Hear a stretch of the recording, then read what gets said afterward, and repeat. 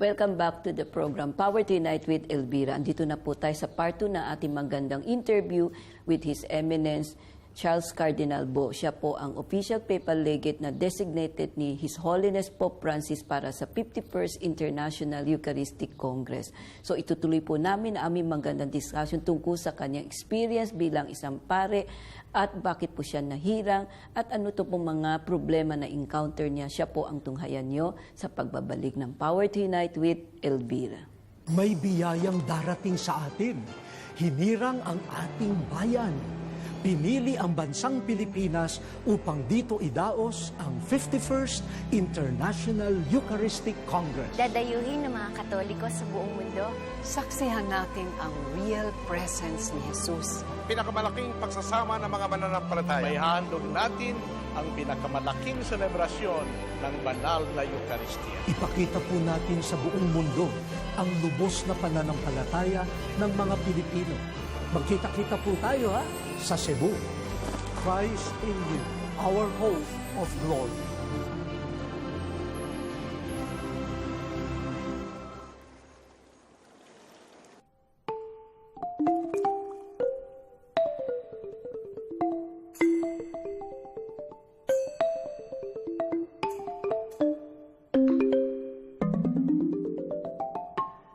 Eminence, thank you so much for being so patient with us. You know, after our experience with the first episode, I think it's not enough to know you because your life story is so interesting, and I think the Filipino televiewers or televiewers all over the world, you know, once they saw it at YouTube, would like to know more about you. So I think we should continue that, so the discussion, because the last part that we did is you talk about being a missionary in that ethnic group, and then you assimilate yourself, you learn their languages for you to experience them, and then now they feel suddenly there is one person who knows us, who understands us, who can really help us. I think that's the message you gave it to them. You know, by talking to them, they saw compassion in you, they saw your concern, you know, because it's not very easy to learn a language, right? Unless you are gifted to be a linguist. Isn't it, Eminence? Yeah, originally I'm not very smart and a scholar, nor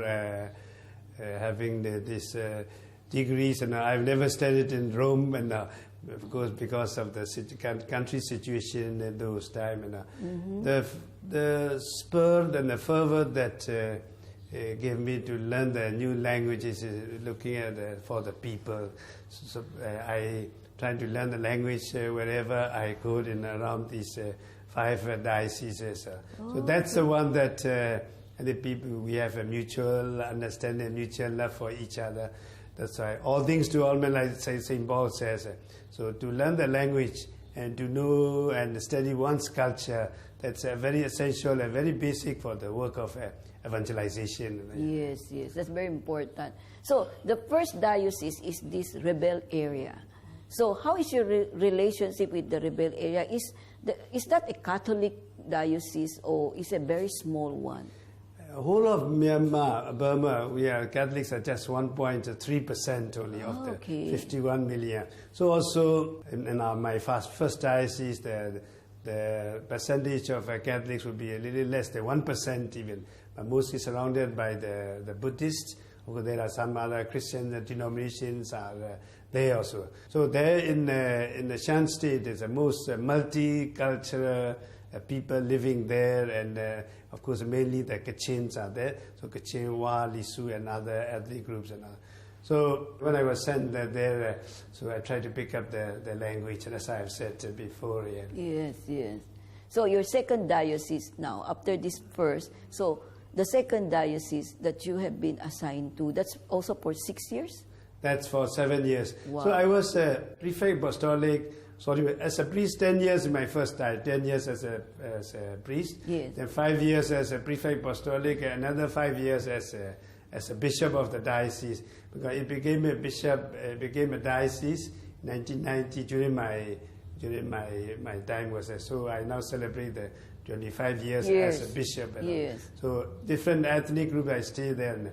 Then in 96 I was, during the time of John Paul II, transferred to the second diocese. Okay. Being also an administrator for 2.5 years in my previous diocese also, so I was searching. So they're different, another culture, another language in the Delta area, from the mountain up to the donor.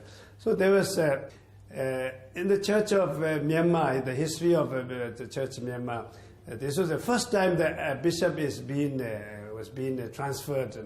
So it was a shock, a surprise for the people in general, and also it was a little bit of uneasiness for the part of the diocese. Of course, not very many, but some of the priests, they would say that they have their own priest, and why get somebody from another diocese is completely a different culture. Okay. So I had also faced this challenge of the. But there again, of course, I tried to work with the language, with taking care of the priest and the religious and the people. So for 7 years, I was in the second language, in the second diocese. Well, the thing that inspired me, so we have 13 major tribes and over 100 other smaller tribes in Myanmar. So we are very different in diverse. It's a diverse. It's a rainbow nation with the different tribes. Yeah. But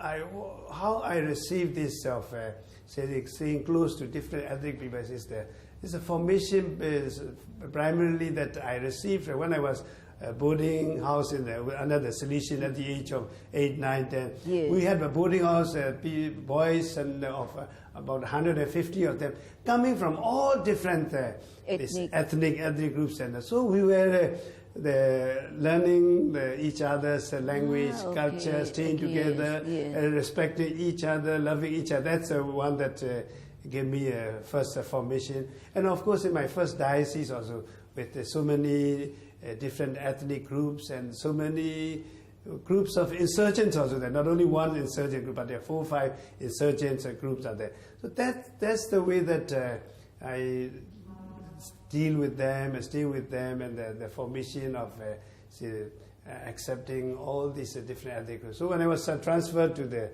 second diocese of Pathé, mostly the Karen people, they also, I have heart for the people. So I stayed there for 7 years. So my entry was a little hard, but as I stay along working with them, with the support of all the surroundings, I think I enjoyed the ministry, the second diocese. Yeah. So now with the third, how do you survive the third? What is the difference with the third diocese with these two now? That was just for 2 years only in Archdiocese. Short, yeah. While working in the second diocese, I was sent as administrator for the 2.5 years, working in the third diocese. That is the place, the diocese that of my origin. So although there was my own people, my own the culture, but among the priests especially, they are all diocesan priests.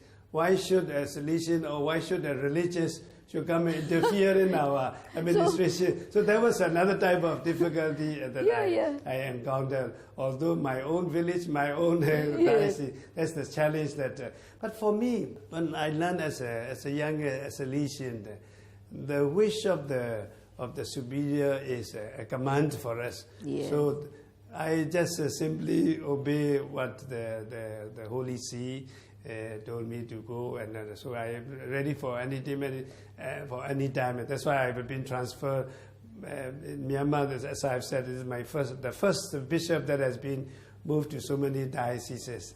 And the last is this Archdiocese of Yangon. Yangon, right? And of course, while living in Yangon, I was taking care of another small diocese for 9 months. So that's another in the Rakhine area where there's problems with the Buddhists and the Rohingyas. There's a problem there. So I was there for 9 months. Of course, this is the diocese that I've lived the longest, from the time of 2003, so up to now. It's okay.